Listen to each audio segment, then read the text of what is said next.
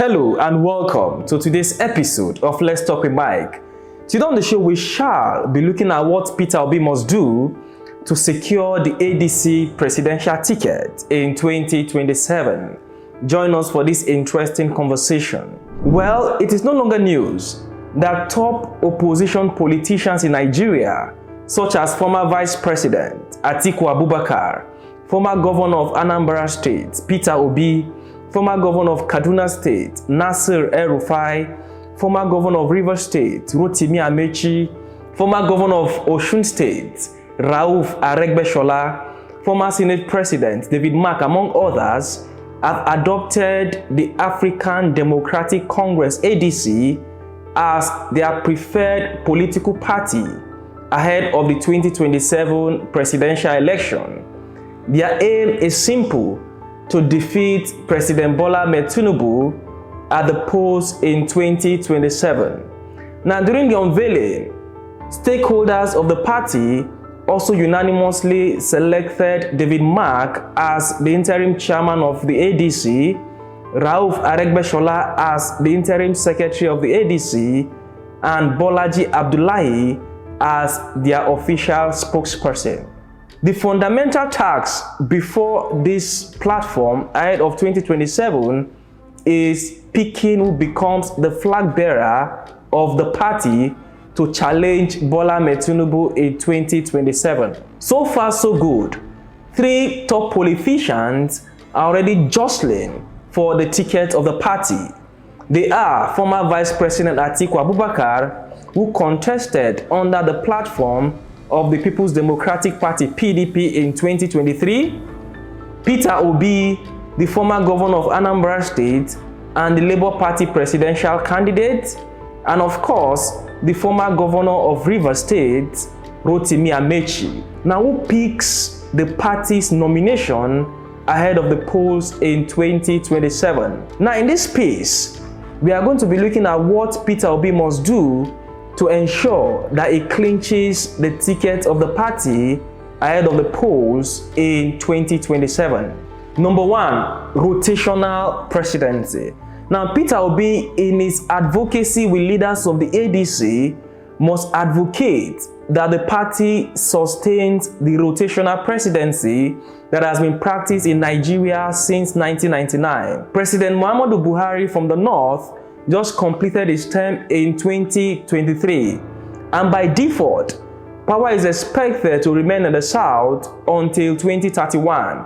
So Peter Obi should argue that the party should zone its ticket to the south to enable him contest and, of course, if possible, hand over power in 2031. He should argue that any attempt to zone the ticket of the party to the north will be against the doctrine of the rotational presidency that we have practiced since 1999. Number two, leverage on the obedient movement. Now, in 2023, the obedient movement played a critical role in ensuring that Peter Obi secured over 6 million votes at the polls. This is a time for Peter Obi to activate the obedient movement to put pressure on the ADC to zone its ticket to the south and, of course, to Peter Obi. Now, the movement can do this through hosting Twitter spaces, conferences, seminars, symposium, grassroots mobilization on why Obi is the best fit to represent the party at the polls in 2027. If the pressure from the obedient movement increases, ADC leaders may be compelled to zone the ticket to the south and, of course, give Obi an ample opportunity to become the flag bearer of the party. Number three, emphasize one-term presidency. Now, during a Twitter space days ago, Peter Obi stressed that he is willing to serve one-term presidency in order to honor the zoning arrangement by 2031. This means that if Obi is elected in 2027, he is going to serve only 4 years so that power will go back to the north. Obi, in his engagement with ADC leaders and stakeholders, should tell them clearly that he is willing to serve only one term as president. Now, during this engagement, he should also articulate clearly his plans, his manifestos, and his vision for Nigeria within a 4-year presidency. If he does that clearly, leaders in the North will now be willing to support his candidature and persuade the party to allow the South produce its candidate to challenge President Bola Ahmed Tinubu in 2027. Number 4, build bridges with northern leaders. For Obi to secure the ticket of the ADC in 2027, he must build bridges with key northern leaders and northern stakeholders in the party.